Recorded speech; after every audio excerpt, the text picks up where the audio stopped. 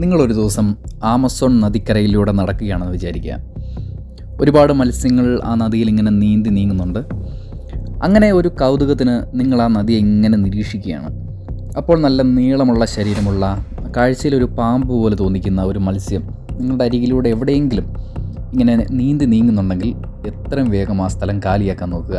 കാര്യം അതിൻ്റെ പേരാണ് ഇലക്ട്രിക് ഈൽ ഫിഷ്. എല്ലാവർക്കും പുതിയൊരു വീഡിയോയിലേക്ക് സ്വാഗതം.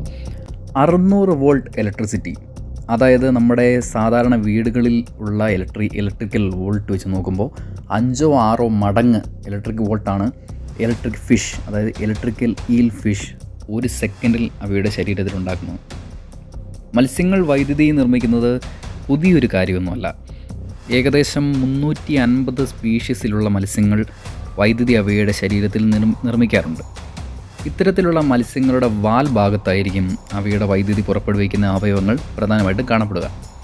തലച്ചോറിൽ നിന്നും സിഗ്നൽ സ്വീകരിച്ചാണ് ഈ മത്സ്യങ്ങൾ പ്രധാനമായിട്ടും വൈദ്യുതി പുറപ്പെടുവിക്കുന്നത് അല്ലെങ്കിൽ ഉണ്ടാക്കിയെടുക്കുന്നത്. പ്രധാനമായും സ്വയരക്ഷയ്ക്കും ഇരകളെ പിടികൂടുന്നതിനും മുന്നിലെ പാത കൃത്യമായി മനസ്സിലാക്കുന്നതിനും വേണ്ടിയാണ് ഇവ പ്രത്യേകമായിട്ടും ഇത്തരത്തിലുള്ള ഇലക്ട്രിക് വോൾട്ട് അല്ലെങ്കിൽ വൈദ്യുതി അവയുടെ ശരീരത്തിൽ നിർമ്മിക്കുന്നത്. ഇലക്ട്രിക്കൽ ഈലുകളെക്കുറിച്ച് പറയുകയാണെങ്കിൽ ഇലക്ട്രിക് ഈലുകളുടെ ശരീരത്തിൽ 90% അവയവങ്ങളും വൈദ്യുതി നിർമ്മിക്കാൻ പ്രാപ്തമായിട്ടുള്ളവയാണ്. തലച്ചോറിൽ നിന്നും സിഗ്നൽസ് സ്വീകരിച്ച് അവയുടെ ഇലക്ട്രിക്കൽ ഓർഗൻസിൽ അതിങ്ങനെ സ്വീകരിക്കപ്പെടുകയും അവിടെ വെച്ച് 100 കണക്കിന് ഡിസ്ക് ഷേപ്ഡ് ഇലക്ട്രോസൈറ്റ്സ് എന്ന് പറയുന്ന സെൽസിൻ്റെ സഹായത്തോടെ പോസിറ്റീവ് നെഗറ്റീവ് അയൺസിനെ ശക്തമായി സർക്കുലേറ്റ് ചെയ്യുന്നു. അങ്ങനെ ഒരു ബയോളജിക്കലി ചാർജ്ഡ് ഇലക്ട്രിക് ഒരു വോൾട്ടേജ് അവയുടെ ശരീരത്തിൽ ഉണ്ടാകുന്നു. ഇങ്ങനെയാണ് അവയുടെ ശരീരത്തിൽ ഇലക്ട്രിസിറ്റി നിർമ്മിക്കപ്പെടുന്നത്.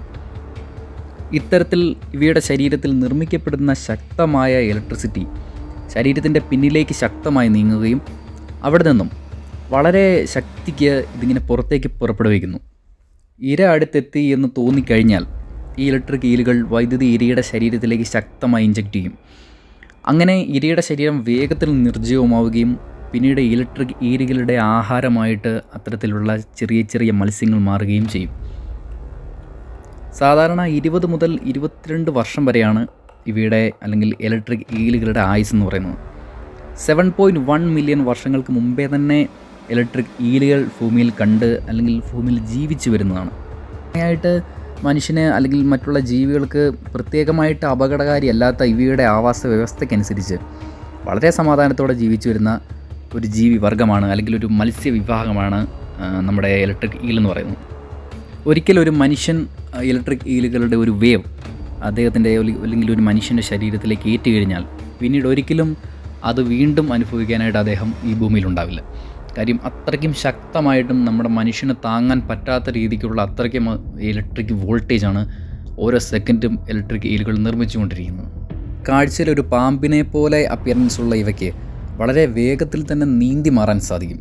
അത് ഇവയുടെ ഒരു അഡാപ്റ്റേഷനാണ്. അല്ലെങ്കിൽ ഒരു പ്രത്യേക ഒരു അപകടം ഇതിന് തോന്നിക്കഴിഞ്ഞാൽ വളരെ വേഗം തന്നെ നീന്തി മാറി നമ്മുടെ കണ്ണിൽ നിന്നും എസ്കേപ്പ് ആവാൻ വേണ്ടിയിട്ട് ഇത്തരത്തിലുള്ള മീനുകൾക്ക് പറ്റും. പലപ്പോഴും ഇലക്ട്രിക് ഈലുകളുടെ ഇത്തരത്തിലുള്ള ഒരു കഴിവ് മനസ്സിലാക്കാതെ മറ്റുള്ള ജീവികൾ ഇരയാക്കാൻ വേണ്ടി ശ്രമിക്കാറുണ്ട് ഈ ഇലക്ട്രിക് ഈലിനെ. പക്ഷേ പലപ്പോഴും അവയുടെ ജീവൻ നഷ്ടപ്പെടുക എന്നുള്ളതല്ലാതെ ഇലക്ട്രിക് ഈലുകൾക്ക് പ്രത്യേകിച്ച് ഒന്നും തന്നെ പറ്റാറില്ല. കാര്യം മനുഷ്യന് മാത്രമല്ല മറ്റൊരു ജീവിക്കും ഇത്രയ്ക്കും ശക്തമായിട്ടുള്ള ഇലക്ട്രിക് വേവിനെ താങ്ങാനായിട്ടുള്ള കഴിവില്ല. മറ്റൊരു ഇൻട്രസ്റ്റിംഗ് ഫാക്റ്റായിട്ട് നമുക്ക് അടുത്ത വീഡിയോയിൽ കാണാം. ബൈ.